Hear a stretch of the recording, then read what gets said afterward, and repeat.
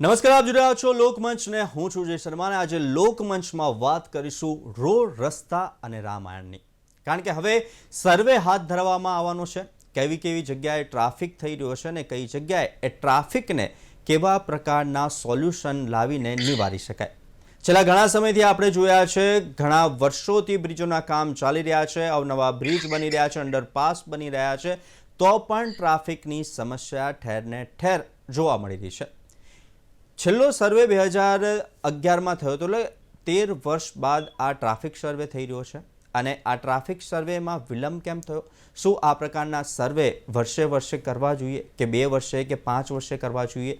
અને આ સર્વે આટલા વર્ષો બાદ કેમ થઈ રહ્યો છે? શું ટ્રાફિકની સમસ્યાનું નિવારણ નથી આવ્યું? છેલ્લા ઘણા સમયથી લોકો અનેક રોડ રસ્તા ક્વોલિટીથી માંડીને તમામ મુદ્દાઓ પર જે નાગરિકો છે તે હેરાન પરેશાન થઈ રહ્યા છે. બ્રિજો બની રહ્યા છે, અંડરપાસ બની રહ્યા છે, અને બની રહ્યા છે ત્યારે પણ તકલીફ પડી રહી છે, બન્યા પછી પણ તકલીફ પડી રહી છે.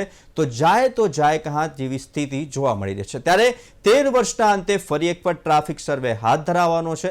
કઈ જગ્યાએ કેવી રીતના આ ટ્રાફિકનું નિવારણ કરવામાં આવશે તે તો હવે આવનારો સમય બતાવશે. અને આ સર્વે છે તે 6 મહિનામાં આપવાનો રહેશે.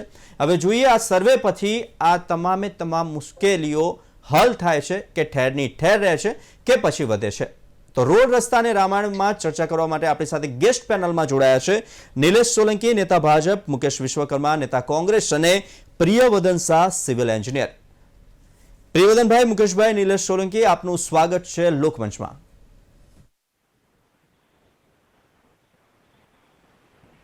પ્રિયવદનભાઈ, સૌથી પહેલા તો જે સર્વે હાથ ધરવામાં આવવાનો છે તેની બ્રીફ પણ છે કે 6 મહિનાની અંદર આ સર્વે હાથ ધરાશે. સિગ્નલ ઉપર કયા પ્રકારના વાહનો આવે છે, કયા પ્રકારનું ત્યાં ટ્રાફિક જોવા મળે છે, કેટલી લોકાલિટી છે, બધું જ સૌ કોઈને ખબર છે. અને છેલ્લા ઘણા વર્ષોથી આપણે જોઈએ છે કે દિન પ્રતિદિન કામ થઈ રહ્યું છે. ઓવરબ્રિજ બની રહ્યા છે, અંડરપાસ બની રહ્યા છે, સર્વિસ રોડ પણ બની રહ્યા છે. પરંતુ ટ્રાફિકની સમસ્યા ઠેર ને ઠેર. શું સર્વેમાં કોઈ ખામી કે કોઈ રોડ રસ્તાની ડિઝાઇનમાં ખામી?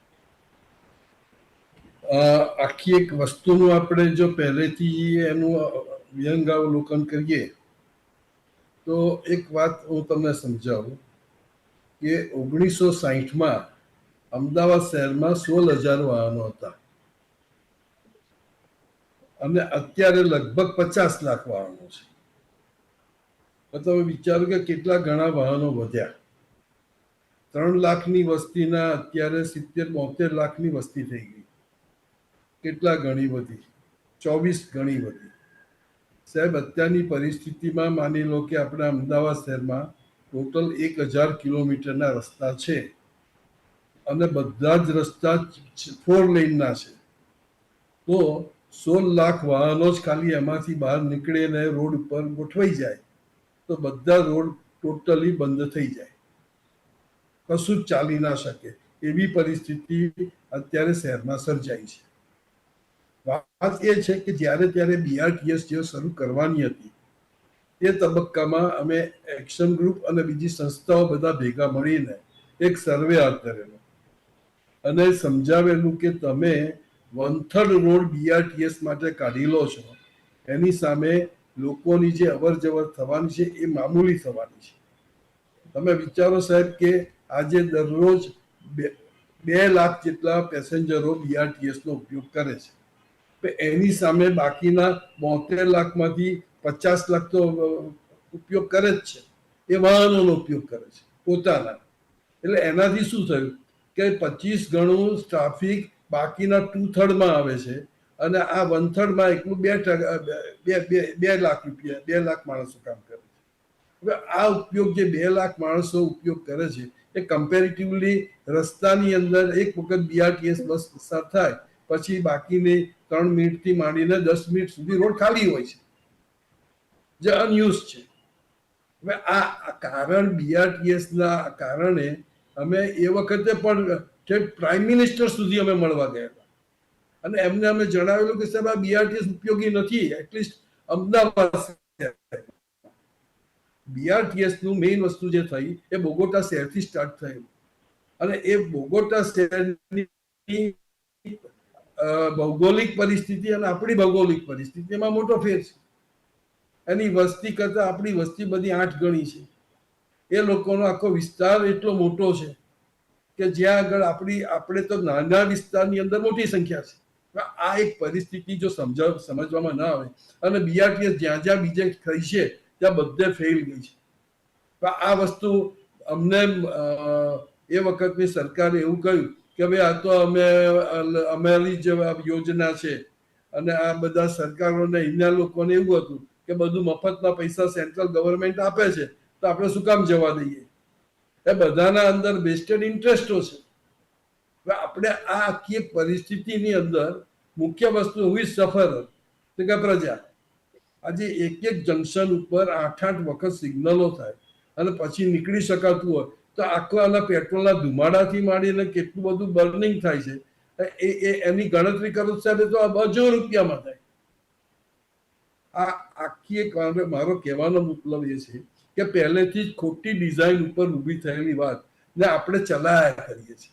બીઆરટીએસ બસ ભલે રહી એના રૂટ સ્પેશિયલ ના હોવા જોઈએ, કાઢી નાખો, ટ્રાફિક ઓટોમેટિક બધું સોલ્વ થઈ જશે.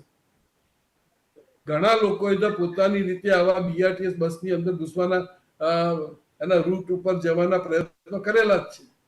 એની સામે પછી આ લોકો અંદર પેલા સિગ્નલ નાખ્યા અને પોલીસ ઉભા રાખ્યા. અરે ભાઈ પણ બેઝિક વસ્તુ તો સમજો કે લોકોને ટ્રાફિકની અંદરની મૂંઝવણ કેટલી છે સમજવાની તૈયારી નથી. કાયદો બતાવે છે, દંડા મારવાની વાત કરે છે. આવી રીતે કઈ રાજ ચાલતા હશે?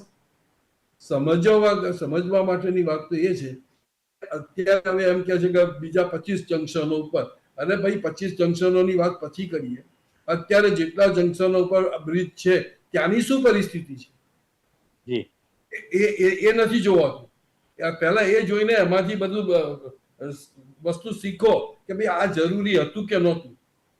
રોડ પહોળા કરવાના બદલે એ લોકો આશ્રમ રોડ ઉપરની એક વાત કરું તો બંને બાજુ પહેલા કે સ્ટ્રીટ રોડ, પછી વચ્ચે પાર્કિંગ અને પાર્કિંગ, પછી સ્ટ્રીટ રોડ અને પાછી ફૂટપાથ.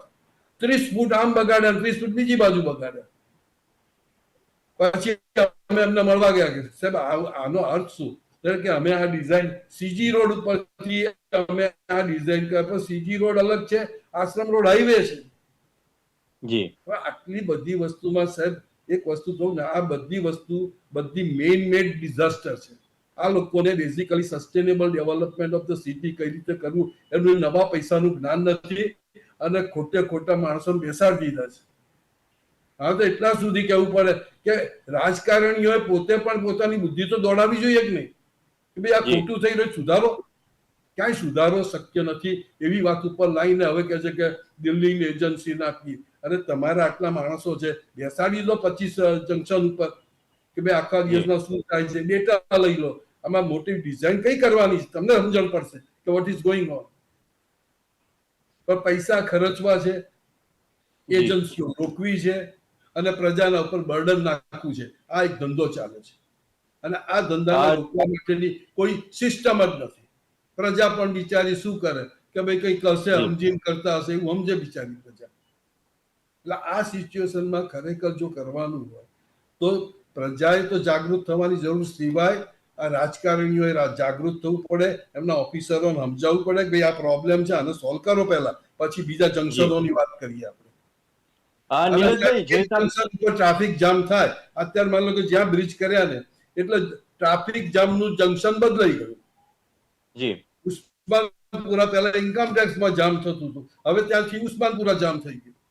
એટલે આખી આ પરિસ્થિતિની અંદર જો ખરેખર કરવું હોય તો ઘણી બધી અહીંની જ ઇન્સ્ટિટ્યૂટો છે, તમને બધી ઓનરરી સેવા પણ આપે, ખર્ચો થાય તો તમે આપો, નો લોસ નો પ્રોફિટ ઉપર કામ કરી આપે. પણ કહેવાનો મુદ્દો એ છે કે તમારે અહીંનું ઇન્ટેલિજન્સ વાપરવી નથી. બહારથી ઇન્ટેલિજન્સ એટલા માટે લાવી છે કે આ લોકો કહે એ પ્રમાણે પેલો નિર્ણય કરી આપે. પ્રિયવર્ધનભાઈ, આપણે અટકવામાં સુધારવાની જરૂર છે સાહેબ. પાયામાં જ બધા ખોટા છે. નિલેશભાઈ, જે પ્રમાણે પ્રિયવર્ધનભાઈએ જે વાત કરી અને સાથે જે સર્વેની કામગીરી હાથ ધરવામાં આવશે, કેન્દ્રની જે દિલ્હીની સરકાર છે તેની એક કંપની છે તેને આ સર્વે આપવામાં આવે છે. સૌથી પહેલા આપણે વાત કરીએ તેને પહેલા થોડી ઘણી વાત કરીએ પૂર્વ વિસ્તારની. તો જે નારોલ નિકોલ હાઈવે છે ત્યાં પણ મોટા પ્રમાણે બ્રિજો બન્યા, પણ ત્યાં પણ હજુ ટ્રાફિકની સમસ્યા ઠેરની ઠેર છે. બીજી એક ખાસ એ વાત છે કે જ્યારે તમે ઇન્કમ ટેક્સ નો બ્રિજ તમે ચડો ઇન્કમ ટેક્સ થી ગાંધી બ્રિજ તરફ જવા માટે, ત્યારે બ્રિજ થી થોડા અંતરે એક બમ્પ છે, અને બમ્પ નહીં હોય તો આરામથી 15 થી 16 ફૂટ જે લાંબો બમ્પ છે અને 1.5 થી 1.25 ફૂટની એની હાઈટ છે. એટલે કે આ નવી જે કહેવાય ને કે નવી યોજના ક્યાંથી આવી કે બ્રિજ ઉપર બમ્પ હોય, ચલો બ્રિજ લોંગ હોય તો આપણે એસજી હાઈવે પર નીચે યલો કલર્સના પેલેટ્સ માર્યા છે, ઇટ્સ ઓકે, પણ આટલો મોટો બમ્પ જોયો જ ખરી પેલા નિલેશભાઈ કહો તો. જો જે રીતે પેનલિસ્ટે જે ચર્ચા કરી, તો આપણે અહીંયા સમજવાની વસ્તુ છે કે જે research central road research institute જે CRRI કે દર વર્ષે રૂટીનમાં સર્વે કરે છે અને આ સમગ્ર ભારતમાં કરે છે. આનાથી પહેલા નિલેશભાઈ આપણે એની ઉપર વાત ઉપર આવીએ, પણ તમે આ બમ્પ જોયો ખરી? અને ના જોયો તો એકવાર પ્લીઝ જોઈ આવજો. કઈ જગ્યાએ આપણે આ રસ્તો કયો કીધો? આપણે ઇન્કમ ટેક્સ છે ને, ઇન્કમ ટેક્સ થી ગાંધી બ્રિજ તરફ જઈએ ને, ત્યાં જે બ્રિજ આવે છે, હું તમને એનું લોકેશન અને બ્રિજ બી મોકલી આપીશ, કે બ્રિજની ઉપર થોડાક અંતરે એટલે કે તમે 50 મીટર જેવા જાઓ એટલે ત્યાં એક વચ્ચોવચ્ચ બમ્પ આવે છે, જેની લેન્થ છે ને એ આરામથી 15 થી 20 ફૂટની આસપાસ છે, અને એની હાઈટ છે 1.5 થી 1.25 ફૂટ સુધીની છે, અને એની ઉપર પેલા રબરના પેલેટ્સ પણ મારેલા છે. એટલે બ્રિજ ઉપર બમ્પ ને બમ્પ ઉપર પેલેટ્સ. જી, પેલો જે શોરૂમ છે કોઈ કંપનીનો ફોર વ્હીલરનો, એની બહાર છે. હવે એનું તમને એક ટેકનિકલ કદાચ તમારા ધ્યાનમાં પણ આવ્યું હશે, પણ એ હું આપને કહું કે આપણે સર્વપ્રથમ સીધા નીકળતા હતા કે ગાંધી બ્રિજ થઈને આરટીઓ જવાનો રસ્તો હતો, પણ જ્યારે નવીનીકરણ, જ્યારે આ સરકારે જે ગાંધી આશ્રમને એક જે જરૂરિયાત પ્રમાણે કે એની આવરદા પતી ગઈ હતી ને હવે સારું એવું ડેવલપમેન્ટ થાય, તો આપણા બધા જ વાહનો જે સીધા જતા હતા, કે ઘણી જગ્યાએ એવું થતું હતું કે એને ટર્નિંગ ડાયવર્ઝન આપવાની જગ્યાએ, એટલે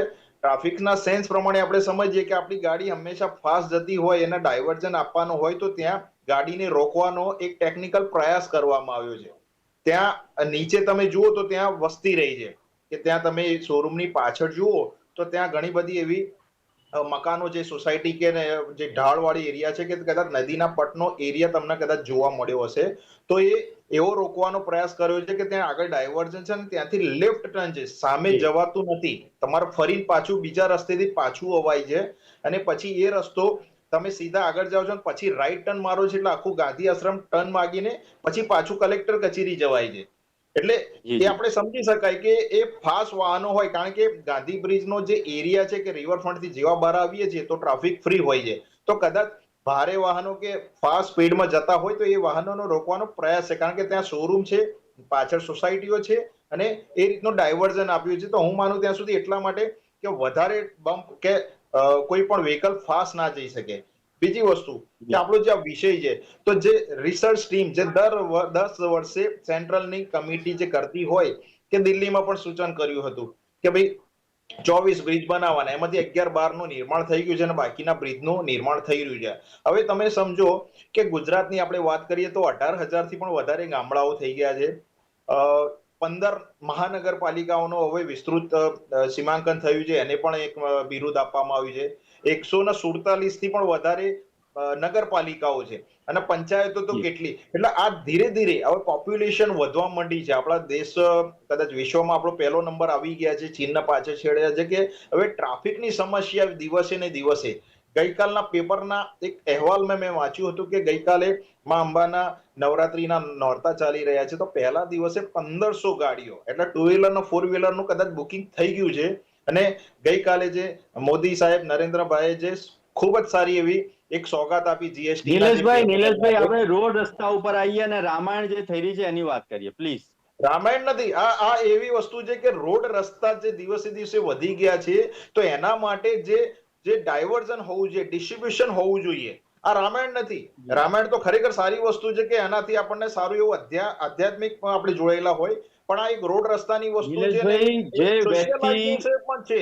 એક 10 સેકન્ડ, એક સોશિયલાઇઝેશન પણ છે કે આપણે જ્યારે પોતે જ આપણે કેટલા આપણે પેનલિસ્ટ છીએ, આપણને ખબર છે કે આપણે કેટલા એવા રૂલ્સ નથી પાડતા અને 100% રૂલ્સ પાડતા જો હમણાં પોલીસ તમને કડક કરે છે તો પછી તમે પાછા કે ભાઈ પોલીસ સમજતી નથી, આ નથી કરતી. પોલીસ તમને હેલ્મેટ પહેરવા માટે, સીટ બેલ્ટ પહેરવા માટે તમારા માટે છે. પોલીસ તો એનો મેમો કે એની ફાઇન હોય કે જે રૂલ્સ પ્રમાણે એ ફાઇન તો કરે જ છે, પણ તમને વારંવાર એ થોભે છે. આપણી પણ છે ને આપણે આઈએસ અધિકારી, મંત્રીશ્રીઓ જે લોકોએ ચૂંટેલા આપ્યા હોય તો એ લોકોની પણ એક જવાબદારી બને છે કે નવા રૂલ્સ રેગ્યુલેશન લાવે. સારી વસ્તુ છે કે રિસર્ચ થશે, એનાથી સમગ્ર અમદાવાદમાં હવે કોઈ પણ જગ્યાએ અમદાવાદમાં એક જગ્યાએથી પહોંચવું હોય ને તો આપણે એક કલાકનો મિનિમમ માર્જિન લઈ નીકળીએ છીએ. કેમ નીકળીએ છીએ? આપણે બધાને ખબર છે કયા રસ્તે ટ્રાફિક છે, કયા રસ્તે શું થવાનું છે, કયા રસ્તે ટ્રાફિક છે. જી જી. તો આ બધા જે રસ્તાઓ છે હવે નીલેશભાઈ તમારી પાસે ફરી આવીશ. મુકેશભાઈ, આપે જે રીતના વાત કરી, વિકાસની વાત કરી, ડિઝાઇનની વાત કરી, પરંતુ એક સવાલ એ થઈ રહ્યો છે કે ટ્રાફિક સેન્સ કે નાગરિકની જવાબદારી કે પછી રોડ રસ્તાની ડિઝાઇન જવાબદાર આ તમામે તમામ કારણભૂત ઉપર? જો સૌ પ્રથમ તો હું અમદાવાદના શાહપુરમાં જન્મેલો છું. અમદાવાદના ટ્રાફિક થી બહુ જ અવેર છું. હલતે જ અત્યારે રહેવાનું. મારું કેવું એવું છે, સૌથી પહેલો જો વાંક હોય ને તો આ જે BRTS બનાવી છે એની વાત સાચી છે. એની જગ્યાએ આપણે જે મેટ્રો છે ને એ કદાચ સફળ થશે, પણ BRTS રસ્તાએ રોકે છે અને જેને કહેવાય કે ખોટ કરે છે. પણ પબ્લિક ટ્રાન્સપોર્ટ તો આપણે એવું માનીએ કે પબ્લિકની સેવા માટે હોય, ખોટ કરે તો પણ ચલાવવી પડે. પણ એની જગ્યાએ તમે જો કોઈક શહેરમાં આવતા નેતાઓ ફોરેન જતા હોય છે ને, પણ જ્ઞાન લઈને જે આવવાનું હોય છે નથી આવતા, ખાલી વાતો કરે કે હરણફાળ ભરી. યાર કઈ હરણફાળ? એમાં ટ્રામ આવે છે, ટ્રામ. એ ટ્રામ અમદાવાદમાં ચાલુ કરવી પડશે ટૂંક સમયમાં. હું ચોક્કસ માનું તો કદાચ ટ્રાફિકને કે પેસેન્જરને જવાબ વાંધો નહીં આવે. હવે રહી વાત ટ્રાફિકની, તો સૌથી પહેલા 15 વર્ષની અંદર જે રીતે અમદાવાદ મ્યુનિસિપલ કોર્પોરેશન દ્વારા બાંધકામની પરમિશન આપવામાં આવે છે દરેક વિસ્તારમાં, એમાં 30 માળ, હવે તો 41 માળ, પણ એ જે 41 માળ, 30 માળ કે 15 માળના લોકો છે એની પાર્કિંગ તો તમે ભોયરામાં કે ગમે તે આપો છો, પણ એ 30 માળમાં કોઈના ઘેર આવશે નહીં. એની કોઈ ગણતરી ક્યારેય નથી કરી. એને એટલા માટે કે બહાર પાર્ક કરી દે, વિઝિટર પાર્કિંગ કોઈ પાસે નથી. મેં કેટલાય બિલ્ડરોને પૂછ્યું પડે કે તમે આ કોમ્પ્લેક્સ બનાવી દો, 200 ઓફિસ છે અંદર, તો 200 ઓફિસમાં રોજ 200 ગાડી તો આવવાની ને, કોઈક ના કોઈક ઓફિસ છે. તો મને કે હવે એ વ્યવસ્થા તો અમારી પાસે છે જ નહીં. તો આ કોનું કામ છે? કોર્પોરેશનનું કામ છે. એ પૂછવું કોને પડે બિલ્ડરને, ભાઈ તમે માણસ આવશે તો ક્યાં પાર્ક કરશે? તો એવું કોઈ એ લોકો પાસે પ્લાનિંગ નથી. આડે ધડ બાંધકામની પરમિશનો ગમે ત્યાં આપવાની, અને માત્ર એ લોકોને તો શું, એને કરવાના પૈસા મળે, અભિપ્રાય આપવાના પૈસા મળે, પ્લાન પાસના પૈસા મળે. અને પ્લાન પાસ કરવાના પૈસા 2 લાખ રૂપિયા કે લાખ રૂપિયા, એનો થાય 15 લાખ. હવે કેમ થાય એ તમે બધા આપણે સમજી ગયા, બરાબર? અભિપ્રાય આપવાનો હોય ખરેખર તો એ પૈસા થાય કેટલા? ભરવાના પૈસા થાય 2 લાખ, અને એના થાય કેટલા? 15 લાખ, 20 લાખ. આ બધી અનુભવની વાત કરું છું, લોકોએ કીધેલા. મારું કહેવાનું એવું છે, જે રીતે અમદાવાદ વિકસવું જોઈએ વિકસ્યું, અને જે રીતે વિકસવું જોઈએ ને એની બદલે અણઘડ વિકસાય. જે બ્રિજો બનાવ્યા છે ને એમાં પણ બ્રિજની અંદર તમે જો બ્રિજ બને ત્યાં નીચે ટ્રાફિક વધારે થવા માંડે. મેં કેટલા હેલ્મેટ 4 રસ્તા બ્રિજ બનાવ્યો, હવે એની નીચે ટ્રાફિક વધારે થાય. એવું કેટલી જગ્યાએ છે. પૂર્વ વિસ્તારમાં પણ તમે જો, પૂર્વ વિસ્તારમાં તો જશોદાનગર 4 રસ્તા, બાપુનગર થી માંડીને નારોલ વાળો પટ્ટો આખો એવો છે. બધે બધા જ 4 રસ્તા પાસે તમે જુઓ તો તમને એમ થાય કે અહીંયા હું ફસાઈ ગયો આવીને. એ પરિસ્થિતિ નિર્માણ છે. અને પોલીસનું કામ એવું છે કે જો એ લક્ઝરી બસો જે હેવી ફરે છે ને નહીં રોકે, રિક્ષાવાળા ગમે તેમ ચલાવશે નહીં રોકે, મોટા મોટા ડમ્પર જે બિલ્ડરોના RCC ના જાય છે નહીં રોકે. આ લોકોને પરમિશન જ નથી 10 વાગ્યા પહેલા, છતાં એ લોકો એ વિસ્તારમાં રખડતા જ હોય. મેં વિડીયો લાઈવ કરીને મૂક્યું છે. મને એમ થાય છે લાઈવ તો ગમે તેને પહોંચી જાય, પણ આ લોકોને કોઈ અસર નથી. અત્યારે હાલ પરિસ્થિતિ એવી છે, તમે 156 સીટ આપી છે, અમને પ્રજા મત આપે છે, અમે જે કરીએ છીએ એમાં તમે પાણીમાંથી પૂરા ના કાઢશો, આવી વાત કરવાની. જો એક વસ્તુ નિશ્ચિત છે કે દરેક નો મુકેશભાઈ આવી કોઈ જરૂર નથી. આજે અમદાવાદની પબ્લિક પીડાય. અને જી. પીડાય એટલે તમે જે નિલેશભાઈ કીધું સાચી વાત કે તમારે 1 કલાકનો સમય લઈને નીકળવું પડે. તમે વિચાર તો જી, કરો જી. આ જમાનામાં 1 કલાકનો સમય કોની પાસે છે? પ્રિયવદનભાઈ, સવાલ છે સૌથી મોટો, હાજી પણ એ જે સરકારને સંભળાય તો. મુકેશભાઈ આપને અટકાવવા માંગુ છું. ખાસ હાજી. એ વાત કરવી છે કે વૈષ્ણોદેવી સર્કલની વાત કરવી છે.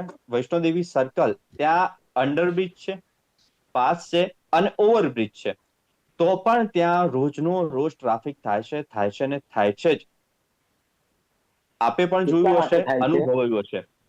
અને હલો. અ, પ્રિયવદનભાઈ, અને જ્યારે હાજી એસજી હાઈવે ની વાત કરીએ છીએ તો જેટલા બી જંકશન છે તે જંકશન ઉપર 4 થી 5 વાર સ્ટોપ થવું જ પડે છે.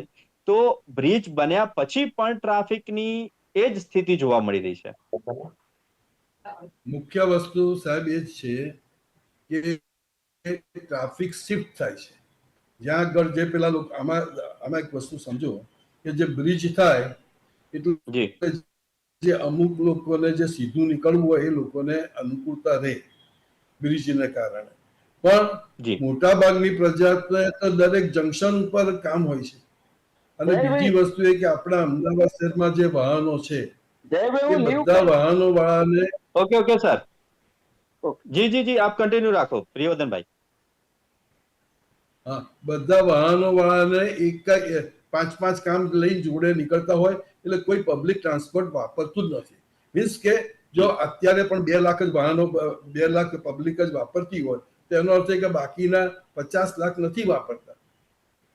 આપણે અગત્યનું એ છે કે સિંગાપોરની અંદર એ લોકોએ એક સિસ્ટમ એવી રાખી છે કે ભાઈ જે લોકોને વાહન લેવું હોય તો પહેલા સરકારની પરમિશન લેવી પડે અને બતાવવું પડે કે મારા ઘેર પણ પાર્કિંગ છે, મારી ઓફિસમાં પાર્કિંગ છે. જો એ બતાવી ન શકે તો he can not purchase the vehicle. તો કઈક સિસ્ટમ તો હોવી જોઈએ ને. આપણે ત્યાં બિનજરૂરી કોઈ દરેકના ઘરમાં આજે 4 5 વાહનો હોય અને 2 3 સ્કૂટર હોય, 2 3 ગાડીઓ હોય. અરે ભાઈ શેના માટે આટલું બધું રાખો છો? મેં કહ્યું ને કે ફક્ત 16 લાખ વાહનો જો આખા શહેરમાં એક સાથે ઉભા રાખવામાં આવે તો બધા જ રોડ હાઉસફુલ થઈ જાય, કોઈ પણ વાહન ન ચાલી શકે. આવી એક પરિસ્થિતિને ડેવલપમેન્ટ કરવાનો આપણે જો ફાળો ગણીએ તો એ બધો હું તો માનું છું કે રાજકારણીઓનો જ છે.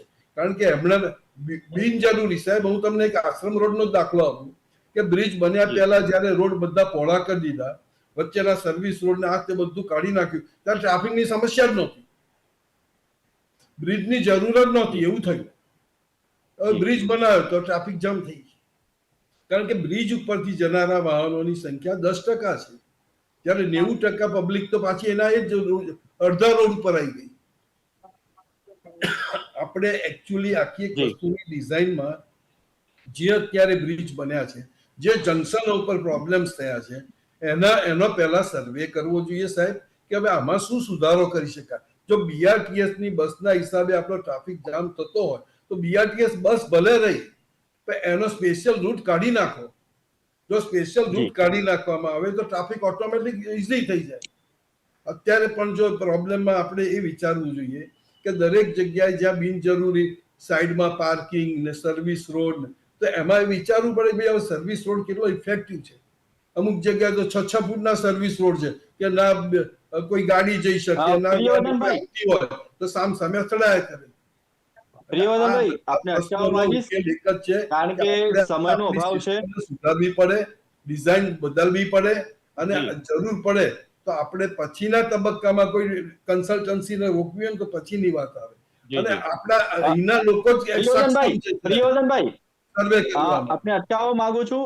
સોરી નિલેશભાઈ, સમયનો અભાવ છે, 30 સેકન્ડ છે. પ્લીઝ શું કહેવા માંગો છો કે રોડ, રસ્તા અને રામાયણ હવે નહીં થાય, શું કહો છો? સર્વે થશે અને સર્વેનું ફળ મળશે, કારણ કે સર્વે અગાઉ પણ થયેલો, એને લઈને જ બ્રિજો બન્યા છે, રોડ રસ્તા બન્યા છે, ટાઉન પ્લાનિંગ થઈ છે, પરંતુ સમસ્યા ઠેરની ઠેર છે. ટૂંકમાં નહીં, ચોક્કસથી રિસર્ચ થશે, સર્વે થશે તો જ્યાં જે જરૂરિયાત છે, જે IIT ના હોય, IIM ના હોય, એ બધા સારા એવા રિસર્ચમાં જોડાયેલા હોય તો એ લોકોની ઘણી બધી એવી માહિતી અને એ લોકોનું કોઈ જ્ઞાન છે એ કામમાં લાગે છે. ભાઈ અહીંયા બ્રિજ બનાવવા જેવું છે, અહીંથી આટલા લાખો વાહનો આમ જાય છે તો અહીંયા બ્રિજ હશે તો એ ઘણી જગ્યાએ કારગર રહી જાય. ઘણી બધી જી. જગ્યાએ. અને હવે સરકારે મેટ્રો લાવે. મેટ્રોનો કદાચ આપણે અમદાવાદથી ગાંધીનગરમાં લાખો જી. કર્મચારીઓ સવારે સાંજે જાય તો સૌથી વ્યસ્ત રૂટ થઈ ગયો.